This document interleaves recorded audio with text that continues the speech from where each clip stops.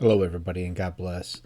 I'd like to revisit a study I did a while back called The Wicked Angel Harvest. Excuse me. I want to revisit a topic that I didn't really include in that study, but goes right along with it. And it's kind of a loose end that I had that I wanted to kind of tighten up on and revisit it and kind of finish the study. Something I should have done a while ago. Excuse me. So this is kind of a circumstantial case. All right. There's going to be some gaps. There's going to be some, it's not a definite, from what I can do on my end, a definite open and shut case, signed, sealed, delivered, case. This is a circumstantial case based on circumstantial evidence that requires, some faith and requires some diligence on your part to have understanding and to see if this sits right with you or not. Excuse me. Golly, guys. So anyway, what I want to talk about is missing persons. And from what I know, nobody else that I know of has presented a biblical-based case against the enemy on this topic. So in that regard, just want to make a stand with this and offer some sort of an explanation to these missing persons cases with some sort of biblical explanation or some sort of understanding. Missing people. Not just people that go missing off the streets, per se, but I'm speaking about thousands of people who go missing from the National Forestry Service. That's a...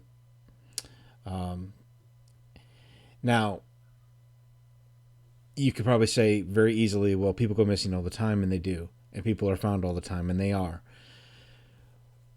There's thousands of cases. This man that we're going to talk about, Dave Politis, love his videos, love his work, read his books, does a compelling research, and he's a very detail-oriented person to where he looks at all the evidence of these cases and makes not only kind of like a final come through, not only that, but also compares them to other cases of missing people and variables and tries to decipher what's going on. And I really enjoy these books. And when you look at what's going on with these missing people, it's not just as simple as Joe got lost. He's an old guy. They never found him. Probably got attacked by a bear, etc., etc. No, these people go missing without a trace, without any type of explanation. You're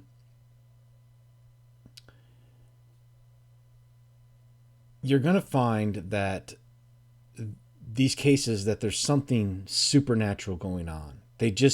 People just don't go missing like this. They just don't. Not without some sort of evidence or follow-up or some sort of thread that takes you to another direction.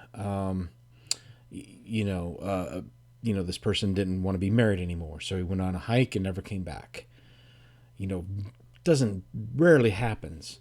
But what you're going to see, and I'm going to play a few cases here later on, is that there's some weird circumstances surrounding these things.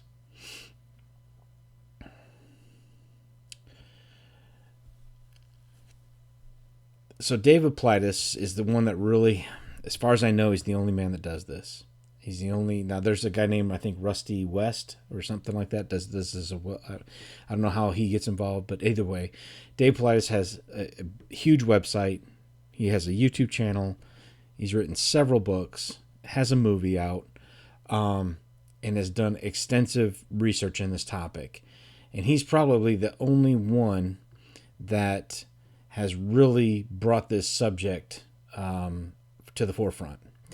And with that, I just, my hat's off to him. I'm going to be playing part of his video, under the fair use.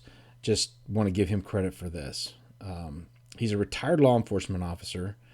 who was approached by a forest ranger to look into some of these cases. Now, the ranger was confidentially coming to him saying that maybe there's a cover up. He's not quite satisfied with how these cases are handled.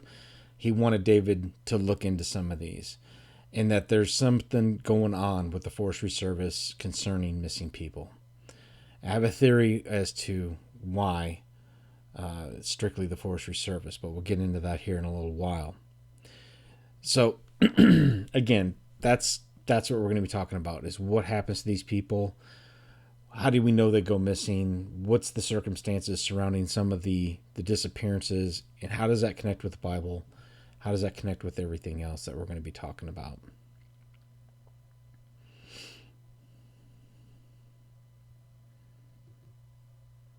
So here's a wiki cutout.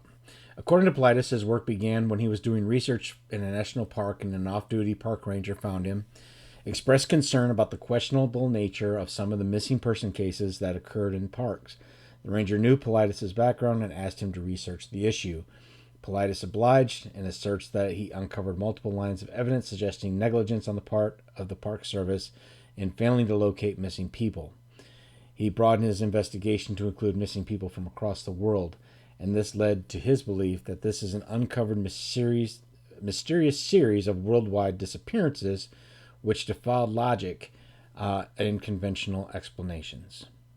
So these defy logic and conventional explanations. So where do you turn when this occurs? All right, you have to turn to the Word of God. You have to look beyond the physical.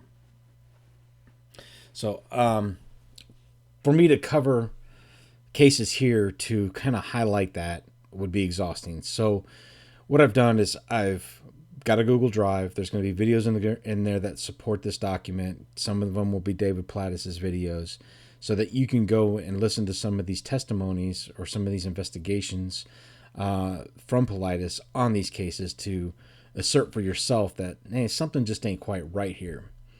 So what do I know about David? This is his website, by the way, on YouTube, Can-Am Missing Project. I've skimmed 3 or 4 of his books.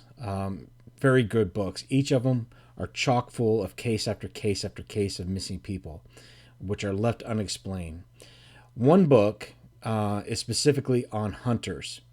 Now, hunters, when I went to the store to go buy this book, I asked, well, which one should be the best one to get? And the guy said, well, I would get hunters because hunters are prepared. Hunters are normally, well equipped to deal with the outdoors. And not only that, hunters carry a gun for protection. So for them to go missing, there's something really drastically wrong. And so that's the one I went with, one of the first books I bought. Again, so they pose a special category of missing people because, one, they're armed. They're very well prepared. They're very versed in the wilderness. Firearms do not deteriorate in the elements. Okay, if someone gets lost and they were a hunter and they were carrying a rifle, for all intents and purposes, you should be able to find that rifle. It's not going to rot. It's not going to disappear. It's not going to bury itself in the ground. You have other things like clothing, shoes, maybe even, cotton shirts, those things will deteriorate over time. Still, it takes a long time, but a firearm just doesn't, it's not going to get up and walk away. All right. It's not going to deteriorate. So that makes another variable in the case for hunters that's just extremely beneficial for investigation. So he's very well organized. He's very meticulous.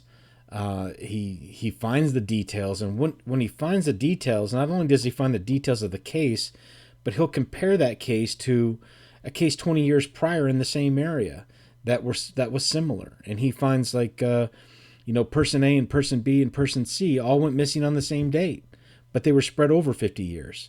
Nobody else would find that because people, they die, they move on. If person A was missing in 1920 and then person B comes missing in 1950, well, that's, 30 years difference. There's not going to be, there's a new sheriff, there's new officers, there's new, The family's probably moved, whatever. So, but he takes those cases and puts them together like that, and that's a very, very, very good investigator. So I don't think any investigator, and I'm going to give him some props here, on the planet has noticed that pattern at all. I just don't think that they have. If they have, they're not speaking about it, or at least not. I haven't seen it, so we'll just go with that. So anyway, it's very easy for someone to sit in a chair, be dismissive, form an opinion on these disappearances without any type of effort. It's easy to say they got lost. They got hypothermia, and they died. Okay, well, what happened to their clothes? What about their car? What about, where they were going was very well marked. You mean they got lost? They walked off the trail? This person walks the same route every time, the same time. So why wouldn't he be on that route? It's very easy to do this. It's very easy to sit and make an assumption and be arrogant about that assumption. So I just caution people with that. Okay. As I began to really look at these cases, I was astonished as to the cases that I observed. I was really surprised. Under normal circumstances, the following list would be used as attributes or factors of missing persons in national forests. These are by no means a complete list, but I want you to consider when people are lost or succumb to these factors, there's overwhelming evidence that usually points to these factors in most cases. Even though you may not have a complete picture or a completely solved case, you can at least go forward and put pieces together and then shed some light on what, a theory or a possibility of what have occurred. Animal attacks, shredded clothes, blood, expended shell casings in the area, in the camp, tent was torn, all those different things. Exposure, exhaustion, a person was poor equipped. They didn't have a jacket. They went out. It was getting dark when they left. It was the temperature dropped. All these environmental factors, you can kind of hone in on. The subject planned their own disappearance. He was unhappy at home, didn't want to be married, didn't want to do this, didn't like his job. Very rarely does this happen. All right. Disability or illnesses, foul play. How many people do their dirty work in the national forest? It's more of a city thing in foul play. Not saying it can't happen, but it's not normally. If Joe goes hunting and he's from Texas, and he flies to Nevada to go, or we'll say Washington State to go hunting, and he's pissed some people off, pardon my French, but he's made some people angry, and they're not gonna follow him up there to it just doesn't make sense. It doesn't make sense. It can happen. Not saying it doesn't, but it can. People ill prepared for dehydration, not enough water, different things. So with these cases, with these factors, you can normally find key pieces of evidence to take you to that direction or to the next level. If you find bone remains or tooth marks or shredded clothing, expended ammunition, you have to assume some sort of an animal attack had occurred. Another man goes on a hike. He's unfamiliar with the area. The temperature drops. We kind of talked about this, all right? The elevations where he was at, he was ill-equipped. It dropped. Temperature dropped. It got cold. But still you'd find a body. Still, you know what I'm saying? So, what's going on in these cases?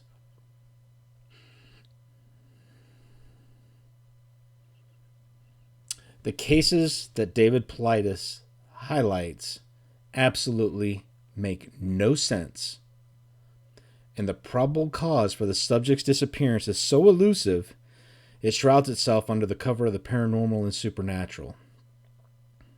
It's my opinion that there is no logical or physical explanation for the countless disappearances that he has researched. Therefore, the explanation of the disappearance has to be nested in the paranormal and supernatural. I guess that would be my statement. I don't know. But that's what I feel led to say. That these cases he's looking at, that none of them make no sense. There's no rhyme or reason to them. and the probable cause of the subject disappearance is so elusive that it shrouds under the cover of the paranormal and supernatural. There is no logical physical explanation for the countless disappearances that he has researched.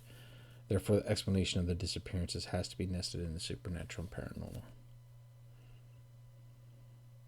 So I wish I could force feed you like a dozen cases right now and just say, hey, watch these. You know, pay attention to them. For you to get the flavor of what I'm going with here. Obviously, that's not realistic. It's not within my sphere of influence, as I used to say. But I'm going to play you 3 cases for his channel. Again, these are 3 cases out of over 1,500 unsolved missing persons cases. All right, so let's do that.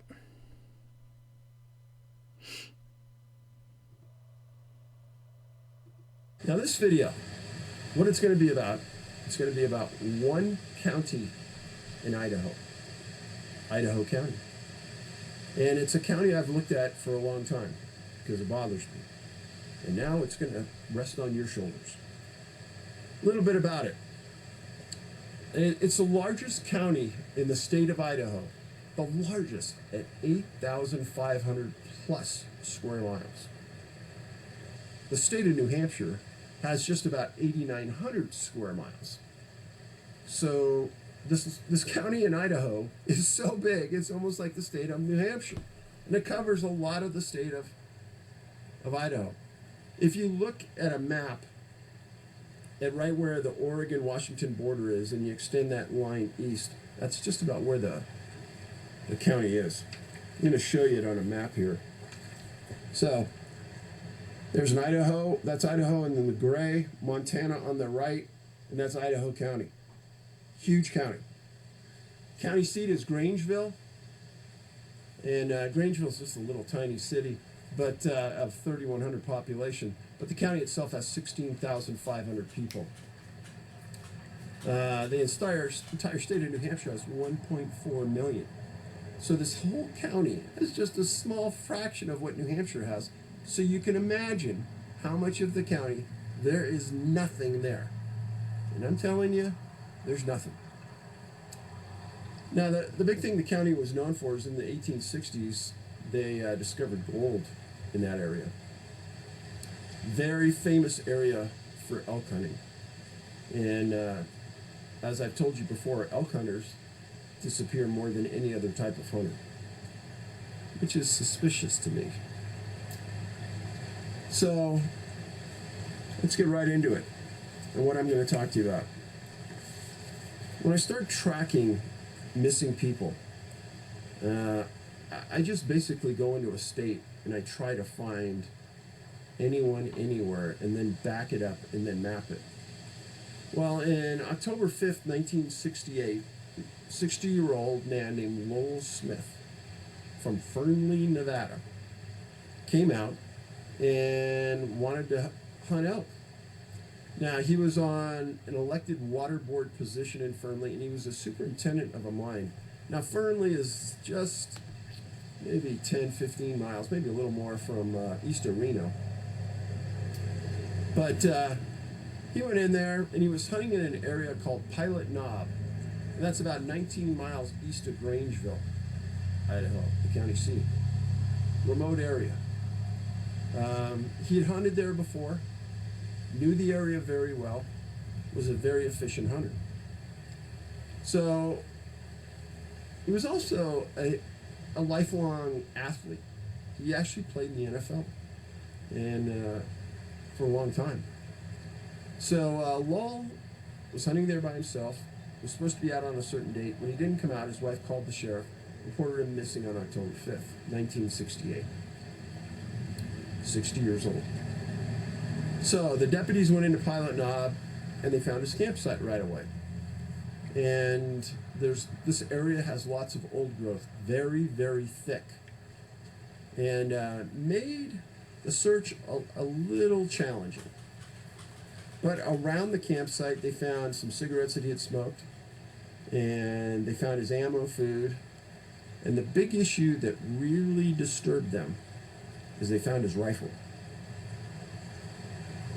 which tells everybody that Lowell didn't leave that campsite hunting anything. And he didn't expect to go far from from the campsite because he would have taken his gun. So where'd he go?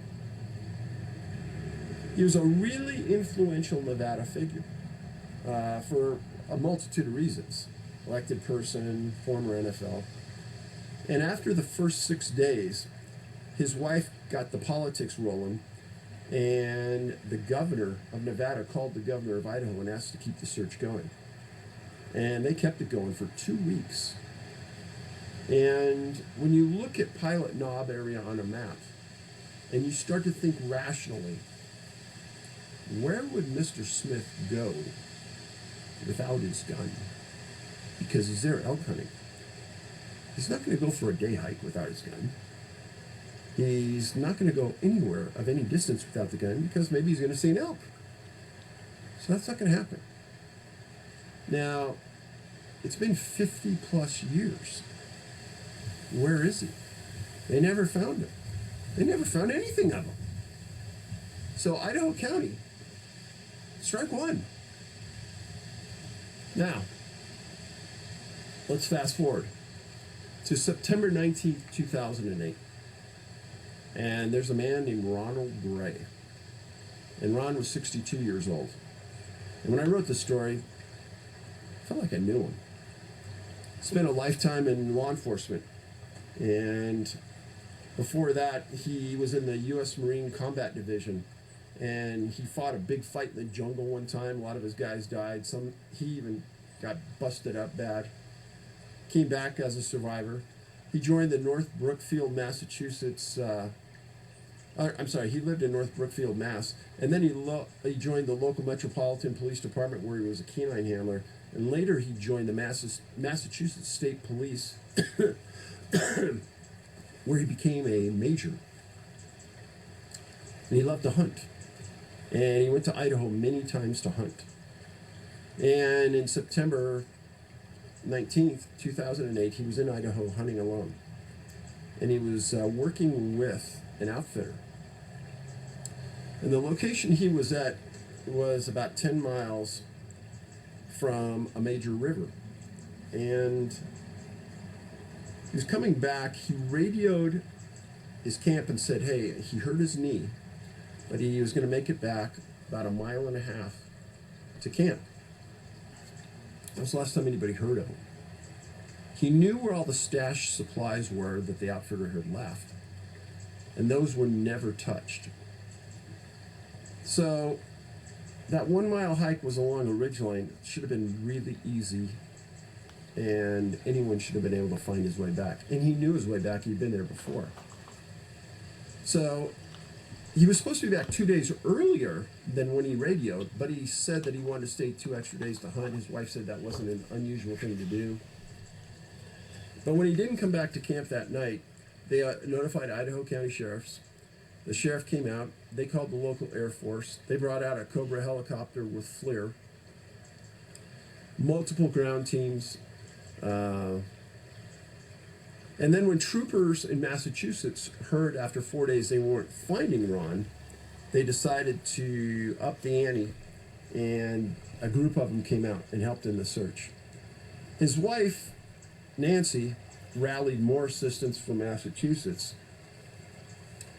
Now, the searchers were told that Ron had food, had really warm clothing, had a rifle, and had fire starters. So they were looking for smoke. They never saw any. But the more disturbing thing is they never found anything of Ron. Now, that's weird. If you ask me, that's really, really weird. And why is that weird? Because Ron had so much equipment with him. He had an injured knee. He knew his way back to camp. Why wasn't he found? He should have been found. There was over $20,000 spent in air fees, in just helicopter fees. There are grizzlies in that area, but they found no evidence of predation. There were multiple messages in various articles in search and rescue that the weather had turned the search off and on over those 2 weeks. The only thing they ever found was a small fanny pack of Ron's near a place called Highline Lake. where he had radioed and said he hurt his knee, but he was walking back. And it had some personal items inside, but they never found his main pack or his gun or him. So, in September of 2016, almost 8 years after Ron died, his wife Nancy had a public, or had a legal document written up by an attorney in Idaho requesting that Ron be deemed deceased so she could have some benefits and be able to move property and things that was in both of their names. And the judge did issue that. Now, this is Ron Gray. And I want you to see that the guy was tough, the guy was in shape, and the guy knew forest and jungle survival because he learned it in the war, and he was smart. He knew where all the cache supplies were at. He knew where all the cache supplies were at, but he never touched them. The $1 million question, after all these years, where'd he go? Where are these people going?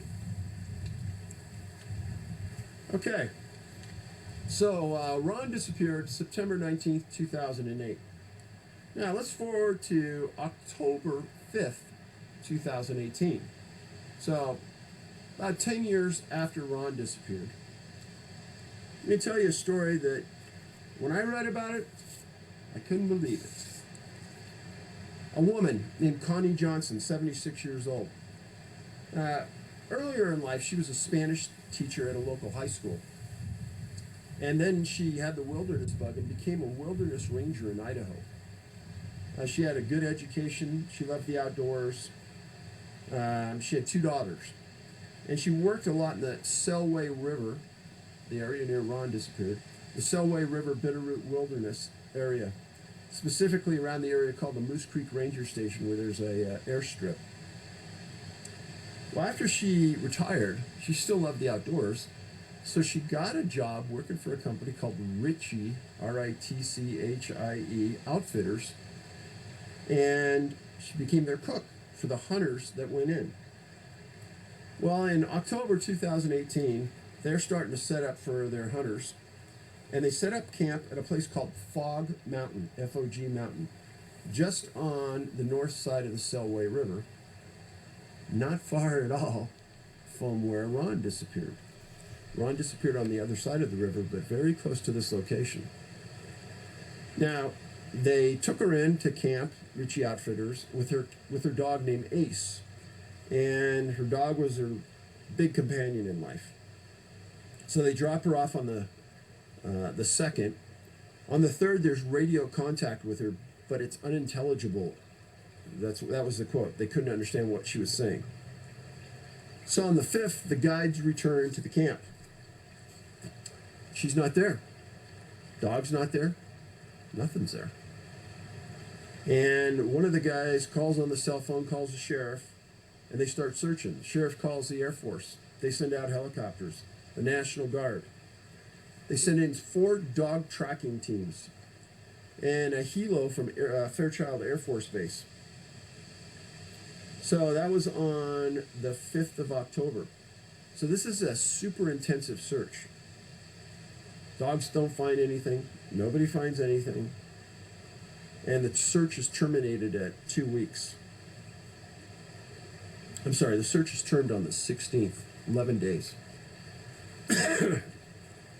Fast forward to October 23rd. And there's a pilot at the Moose Creek Ranger Station airstrip. And who walks up? Ace, Connie's dog. 15 miles from the camp where she disappeared at. So the dog was described in outstanding condition, but they put the dog in a plane, flew it to a veterinarian, got him checked, and then flew the dog back. Now, during this time, they continued to fly the area with FLIR, not finding anything. Lots of notations that rain hampered searchers' tracking ability. The daughter said that the disappearance was not voluntary, that her mom was happy, loved her job. And they took the dog back into camp, hoping the dog would walk to where Connie was located. It didn't. And give you a little story about this. Earlier about a year and a half ago maybe, we were setting up thinking about doing another movie, and we wanted to do this story. And we wanted to interview Connie's family, interview some of the people at Ritchie Outfitters, and tell the story of what happened to her. So I call up Ritchie Outfitters, I get a hold of their owner, and start talking to him. Wasn't very friendly, to say the least. And I said, well, I'd like to come out and talk to you, maybe film. And I think he took that I wanted to film in the backcountry where this happened. And I did tell him that if I was going to film in the backcountry, I'd use his service to get us in there. And, you know, I'd get back to him if I was interested in that. So a few hours later, I get a call from the U.S. Forest Service saying, hey, we hear you want to film in our backcountry. I said, where'd you hear that? Oh, Ritchie Outfitters called us. Wow. No, I don't want to film in your backcountry. If I was thinking about it, I would apply. And they said, well, we just want to tell you, you wouldn't get a wilderness permit to film there, so you can't film there. I said, now you have me interested. Why are you denying it when I haven't even applied? They said, well, you could go ahead and apply, but you're not going to get it. I said, why is that? And they said, well, because we wouldn't allow filming on a missing persons case in the backcountry. It'd be against the rules. Folks, this goes right back to the National Park Service controlling what you're going to hear, controlling what you're going to see, controlling the message. It really got me mad, a couple of reasons. First of all, Ritchie Outfitters calling the U.S. Forest Service and trying to get me in trouble with them when I haven't even gone there, and I haven't even committed to it. I was trying to be nice because I wanted to put them in a good light for all the efforts they made trying to find Connie. And I don't get it. But no, I don't go into wilderness areas and film unless I did have a permit. Enough of my rant about Ritchie Outfitters. Now, let's talk about Connie again, October 5th, 2018. But the other part of the story that needs to be told is what else happened on October 5th, 2018.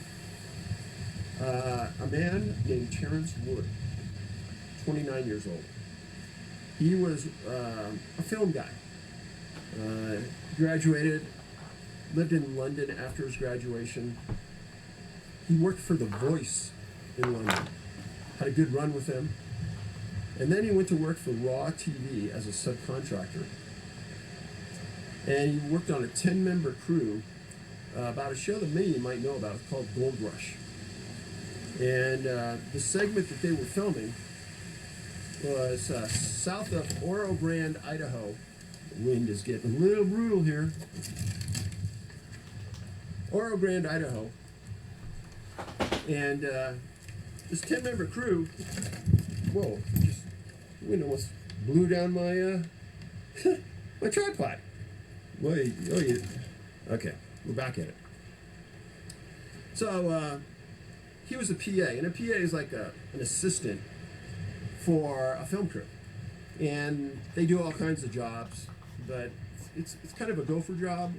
And I've been with a lot of PAs. They're great people. I love them, and I feel sorry that something happened to Terrence. But the crew made a home base at Elk City. Elk City is a small place, not far from where they were at. On that morning, he texted his dad and said that he was going to be returning a little bit earlier than expected. But the crew said that they really enjoyed him. He was doing good work. And they're at a place filming at a location called the Penman, P-E-N-M-A-N mine. And you can look it up on Google Maps. But before I go too far, I forgot to show you this. Picture of Connie and Ace. Connie disappeared on the same day as Terrence. 40 miles apart, folks. Connie and Ace. So the show was Dave Turin's Gold Rush, the Penman mine. They were looking for a gold mine to work. And in the early afternoon, in front of several other people, one of the drivers for the crew and one of the guides, Terrence was standing there.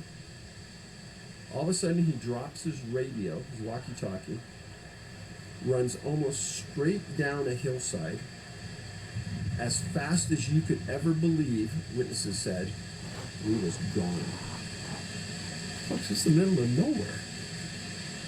Terrence ran like a madman into the woods and never came back. Now, his parents were questioned and asked if Terrence ever had mental health issues. Never did. Had any medical issues? Never did. The voice came back and said that he was a stellar employee, and everything from the crew said that there were no issues. So, he was last seen about 5:30 p.m. Crew searched for him, and then they called the Idaho County Sheriff. So now Idaho County has two big searches going on simultaneously. And they're a small county. They can't have more than 16 to 20 deputies in that entire county, and they could easily be all wrapped up on one search, let alone two searches.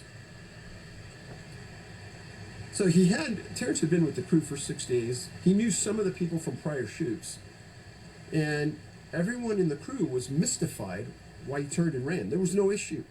There was nothing scary. Two private investigators were hired by Terrence's family. They found nothing, and they could find no reasons about why it happened. There are many disappearances in Idaho. Many. It's one of those states that completely befuddles me. Now, that is Terrence. Good-looking kid, smart, got along with people, no mental health issues. What in the heck happened? What in the heck happened? Now, there just happened to be witnesses on this incident. But what happens if you're in the woods hiking by yourself or hunting by yourself, and this same feeling got into you that got into Terrence? We never know what happened. We never even find you, as is the case on many of these. So is there something that happened with Terrence that's an...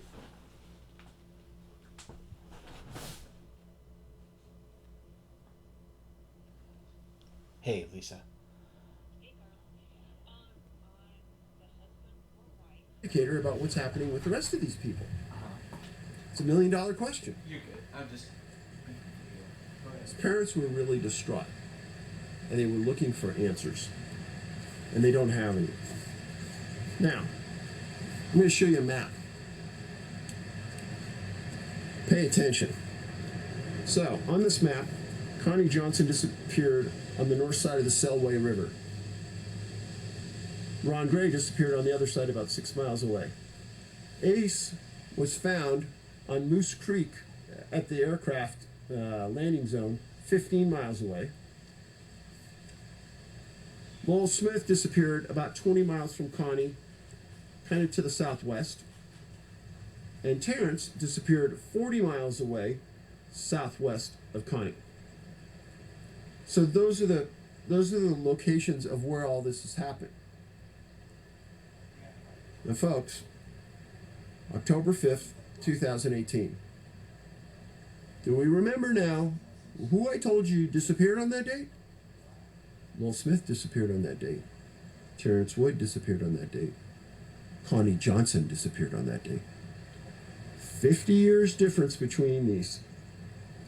50 years, but it's all on the same date. What are the odds, friends?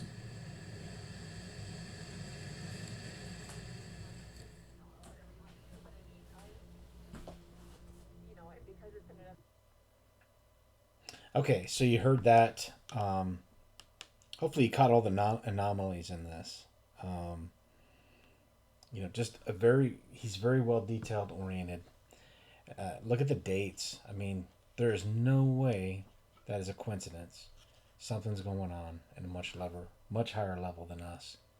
So where do we go from here? How does this connect? What are we looking at?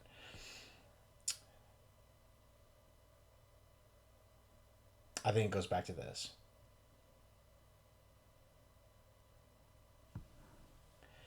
In the parts before this video that we talked about, the Wicked Harvest, We know that the enemies orchestrated the removal of animals from our planet. The Book of Giants talks about it. Jasher, Jubilees, Enoch, in the Bible itself covers this. And I believe that this statement in Isaiah, this verse in Isaiah, is exactly what we're facing here. Hear the word of the Lord, you scornful men that rule the people which is in Jerusalem. Because you have said, we have made a covenant with death, and with hell we are in agreement. We have made lies our refuge, and under falsehood we have hid ourselves. They have struck a deal. Now what this means is, this verse, hear the word of the Lord, you scornful men that rule the people. All right, the government. Those are the people, those are the scornful men that rule over the people, which is Jerusalem. Now the Bible, here you have USA right in the middle of Jerusalem. Jerusalem is symbolic of the bride normally, okay? I believe it's encompassing the people of God, the people of Christ. We have made a covenant with death. Who said this? Because you have said. Who? The scornful men. Made a covenant with death, and with hell we are in agreement. And then the verse goes on from there, talks about the scourge that will come. That's the judgment. So we won't face judgment because we made a deal with these guys. We've made lies our refuge, and under falsehood we have hid ourselves. Okay. At first, in the beginning of time, the relationship between the fallen and humanity was basically sex for secrets. Genesis 6 and the Book of Enoch. An attack that was directly focused on women. The fallen angels handed over secrets or knowledge or wisdom in exchange for fornication with the mortal women. I do not think this fornication was based upon lust per se, but more the purpose of production, the production of an offspring or a seed. The Book of Enoch alludes to this, right? That they wanted a child, they wanted a seed here. The relationship is, of course, documented in the book of Genesis 6 and the Book of Enoch, along with several other biblical accounts and texts. However, this exchange has morphed into something different. Most of you know this. All right, most of you have understanding of this. All right, some may not. So this exchange has morphed into something different, but still recognizable, more refined. You see, fornication is a physical act, but it can also be a spiritual act, meaning to know. Adam knew. And what does Jesus say? Depart from me, I know you not. Because there's no spiritual interaction between you and Christ. If that's what's heard. Unfortunately, I hope people don't hear that, but sadly many will. As a follower of Jesus Christ, we know him by offering our lives, ourselves, up to him spiritually for his kingdom's glory, for his will to be done. The relationship is then reciprocated, and we gain wisdom of him and the word, and then that in turn we share it. He offered himself up for us, so in turn we offer ourselves up to him. The elite, the governments of the world, have also entered into a spiritual fornication. However, it is not with Jesus Christ. They've entered into a relationship with the fallen. The elite and the governments also offer up sacrifices to the fallen. And in turn, they gain worldly wisdom, which is better known as technology. Okay. All of this technology we've gained from the 1940s on up to where we're at right now. All this technology is bent on the destruction of humanity. Think about it. Our lifespan is getting worse. Humans do not live like they used to live. It's actually, if you look, is decreased. The human lifespan is decreased. But we're more technologically advanced than any other thing than we've ever been. So why is technology getting greater, but our life is getting shorter? Something to think about. which is bent on the destruction of humanity. They also receive their deepest desires of the flesh: money, power, fame. What these sacrifices are. What are these sacrifices that are offered up? In other words, what are they giving up? Well, they're not giving up anything except us, animals. Think about it. Satan sacrifices. What do you picture? Picture someone on like a pentagram getting stabbed, all right, or blood or something of that nature. Also, those include animals.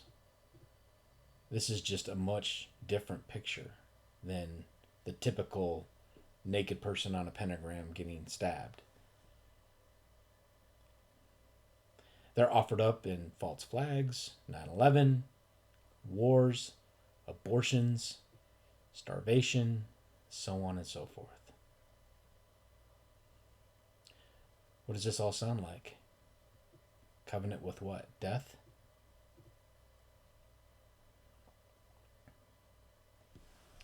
Grab a drink.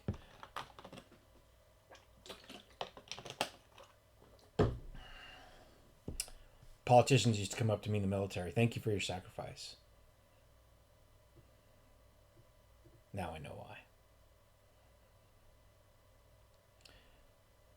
This is what we're seeing. It's not just people that go missing in forest, but it's also included in the plan. All these things. This is why the National Forestry Service gives him such a hard time, is because they're included in what? The government. I picture it as a sanctuary for the fallen to do what they want to do. They didn't save that land so that we can enjoy the beautiful country of America. Although that's probably part of it. But it's to have sanctuary where they can operate behind the cloak of obscurity. So I spoke in the previous videos about a treaty of 1954 involving President Dwight D. Eisenhower. So if you take that at face value, this treaty, aliens, 1954, the Greta Treaty, the Edwards Air Force Base Treaty, Sigma, all this stuff, it looks absolutely silly. But when you start to put things together and you look at Admiral Byrd, they picked Admiral Byrd to speak to these other fallen, all right? And Dwight Eisenhower, all men of great stature, all men highly, highly renowned and admired. Admiral Byrd was a, Congressional Medal of Honor. Dwight E. Eisenhower, one of the greatest generals of our country. Up on a pedestal among pedestals. To think that he's doing this handshake is absolutely very hard to fathom. And I don't think it was presented in this manner.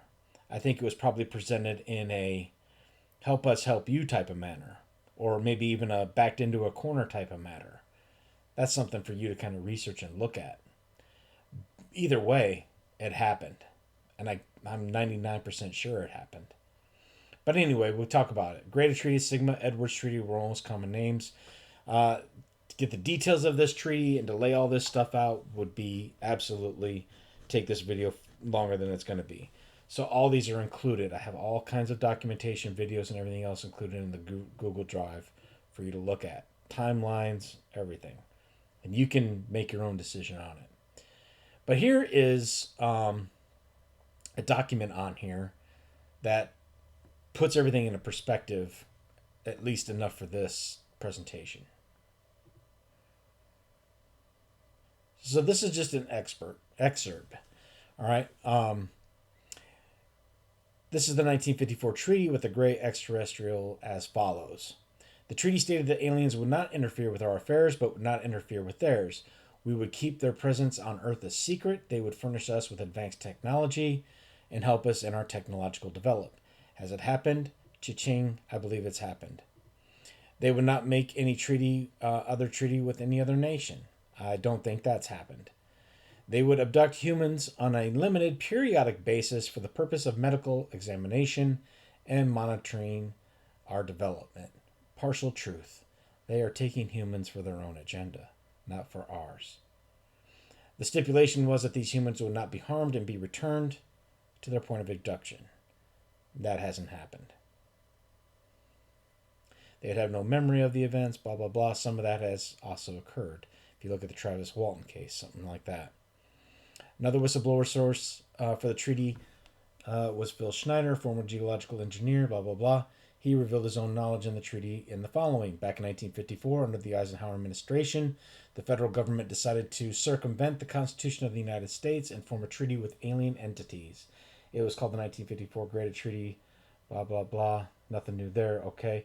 Dr. Michael Wolff, another whistleblower who claims to have served several policy-making materials with extraterrestrial affairs for 25 years, claims the Eisenhower administration entered into a treaty with extraterrestrial race and that this treaty was never ratified as constitutionally required, so on and so forth.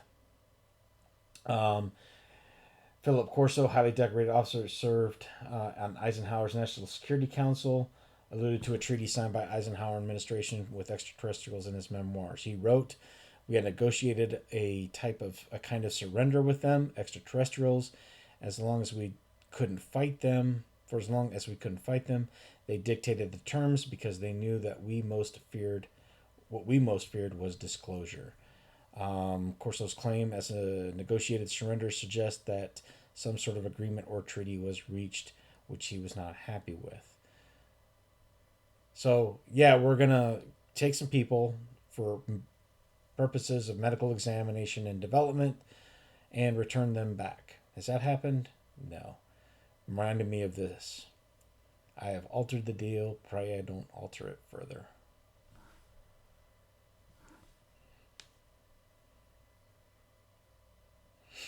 So David has a list of profile points that are commonalities in these disappearances. I look at most of them, you can see a force that is behind this, that's manipulating a search investigation. 4 dog teams to search for one person in the woods.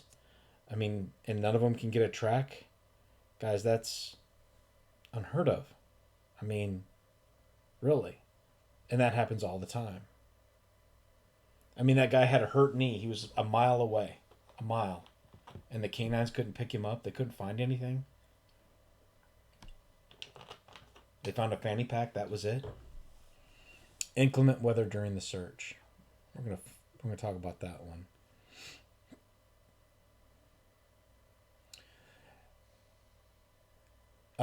Clothing and shoes removed under highly unusual circumstances. Like kids will go missing and they don't even know how to put their shoes on, and they'll find their pair of shoes. Maybe the laces will even be tied. Something unusual. Certain things like that. Another thing that happens is, and I'm not sure if I put it in here, is they will search an area. Now, in the movie, he talks about this grid search where they literally took twine and had a person on every square meter of this area. And they laid twine out to where they had been. Then you'll go back a day later after you just searched there and you'll find a backpack sitting right in the middle of a trail, or a jacket, or whatever article, right where you just searched, just hours ago. And that happens a lot. Okay? That happens a lot. Disappearances usually prior to darkness. Disability, illness is point of separation. Okay. So inclement weather is the most interesting. Reading David's books, watching his videos, it's not unusual for him to say something on the lines of, about that time of the disappearance, freezing rain began to fall, or fog moved in and that hampered the search, air, and rescue efforts, or some other weather anomaly that occurred. And from a biblical perspective, we know the enemy of humanity is also known as the Prince of the Air. And what does that mean, essentially? Well, the verse says, "And he hath quickened us who were dead in our trespasses and sins, where in times past you walked according to the course of this world, according to the prince and power of the air, the spirit that now works in the children of disobedience." Power of the air. So if you go to power is excusa, meaning freedom, mastery, or delegated influence, liberty, right, and strength over the air. And air essentially is ayar, meaning atmospheric region. So the fallen have no problem mustering up a storm to detour any search efforts. Even Jesus in Mark chapter 39, with his voice, rebuked a storm that his seasoned fishermen were scared for their lives. So God didn't start that storm, essentially. It was started by something else. Well, you look at the Bible, it tells you exactly who did it. The one who has the power over the atmosphere. However, Jesus, power of all powers, King of Kings, with his voice just rebuked the storm and it went away. So in order to get some understanding as to why the fallen do this, you have to know what Jesus is doing. Satan will always copy what Christ is doing or what the Father is doing. Always. It says, I wills. I will be like you. I will be like you. I will do everything like you. Satan in his defiance, he said that. Jesus promises us a rescue by the way of a harvest. Okay? It's talked about in his word in several different places, in several different ways, using several different verbs. And pluck is one word that he uses. Snatched, sudden snatching. All these different words are used in the Bible referencing rapture, which is the word that's not necessarily used in the Bible, but alludes to a sudden snatching, a sudden taking away, a sudden rescue. One scholar once said it was like grabbing a kid who's about ready to get hit by a car out of the road. A sudden grabbing, a sudden taking is how it's described. And it's found in many different places. But this passage came to mind. 2 in the field, one shall be taken and the other left. You heard these instances of these disappearances. The lady was right there. The guy was right there. And he's gone. Just gone. He ran down the hill and was gone. So I believe what Satan is doing is taking these people and in a defiance of what Christ will do as a rescue. The reason? Why are they doing this? The book of Daniel gives us a clue as to the reason. But before I go there, know that we do not know what happened to these people. Okay? We don't know. All we know is that God is in control. Nothing is impossible with God. The soul and spirit of a person is what is eternal. Okay? The body is simply a house for this earth. It's nothing. It goes back to the earth. All right? But this is what is eternal. Okay? Before anything happens or before we jump to conclusions, we do not know. So we must find peace in this. All right? This is difficult, and it's easy to point the finger at God and place blame on him for allowing these things to occur. The blame needs to be placed on those responsible, those who are shaking hands with the enemy, those who said, sure, come on in, take in whatever you want. Just give us fame, fortune, money, technology, so that we can control this world. All right, but this, and just to give you an example, there was a girl that was in an auto accident. She said during the auto accident, it felt like slow motion. And I felt like the Lord was there with me and took me and then once everything was over, put me back in my body. So we don't know what goes on with these people that are taken, right? We don't have any idea. So we cannot jump to conclusions. We just have to have peace and faith knowing that God is in control. And as a family member of someone who's missing, I'm sure that is deeply hard to do. And I understand overcoming those things. It's very difficult.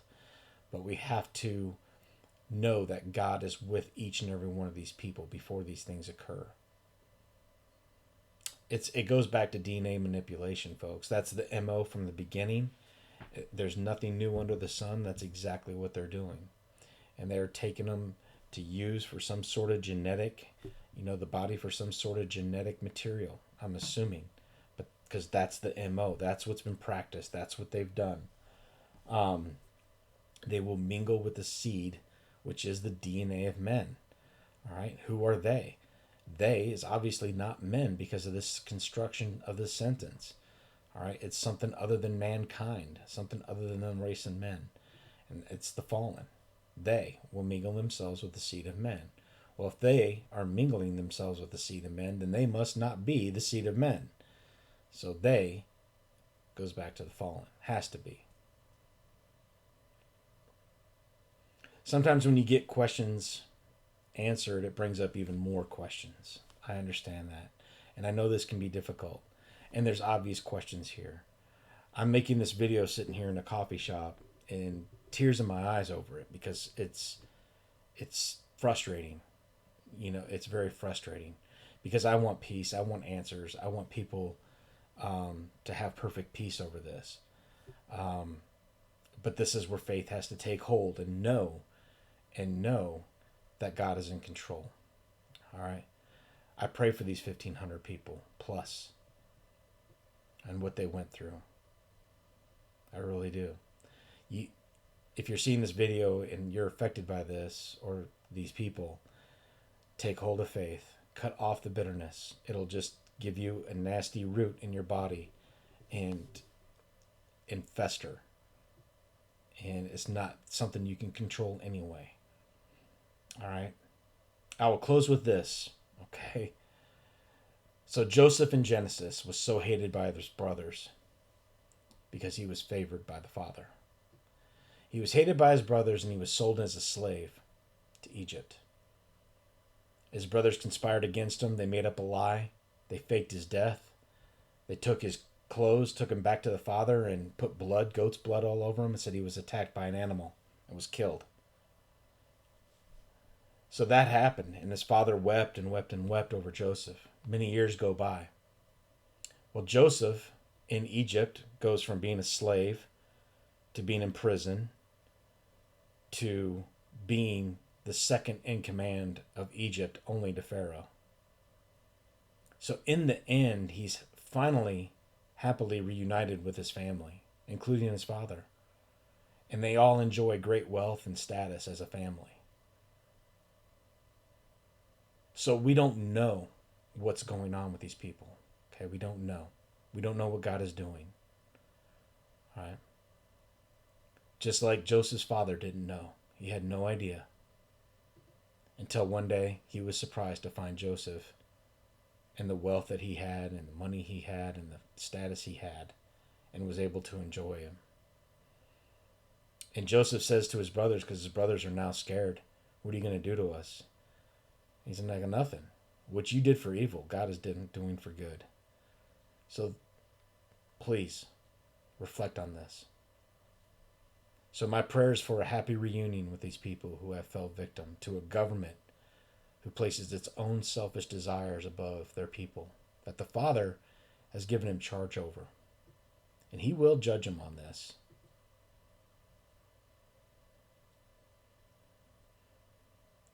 I know this was long and drawn out, but I hope it's been effective. God bless you all.